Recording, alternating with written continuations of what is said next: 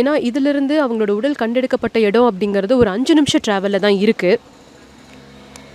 And அங்கே பார்த்தீங்கன்னா கிட்டத்தட்ட ஒரு 1 மணி அளவில் தான் வந்து ஆம்புலன்ஸ் எல்லாம் வந்து அவங்களோட உடலை கைப்பற்றியிருக்காங்க. அப்போது அந்த இடத்துல பார்த்தவங்க வந்து அந்த பொண்ணுனால ஓட்ட முடியாமல் டிரைவர் சீட்டை கொஞ்சம் சாய்ச்சு அப்படியே தலை சாஞ்சு இருந்ததை நாங்கள் பார்த்தோம். வாயிலெல்லாம் நுரத்தள்ளி இருந்துச்சு, பேச்சு மூச்சு இல்லாமல் இந்த பொண்ணு இருந்துச்சு. ஸோ நாங்கள் ஆம்புலன்ஸுக்கும் போலீஸ்க்கும் அவங்க பெற்றவங்களுக்கும் தகவல் சொன்னோம் அப்படின்னு சொல்கிறாங்க.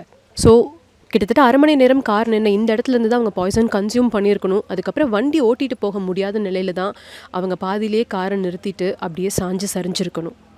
கோயிலுக்கு போறேன்னு சொன்ன பொண்ணு நடு தெருவில் நின்று, அதாவது அந்த ரோடே காடு மாதிரி இருக்கு, அங்க ஓரமா நின்று ரொம்ப நேரமா அழுதுகிட்டு யார்கிட்டயோ போன்ல பேசிட்டு இருந்தாங்க அப்படிங்கறத நேர்ல பார்த்த சிலர் நம்ம கிட்ட சொன்னாங்க.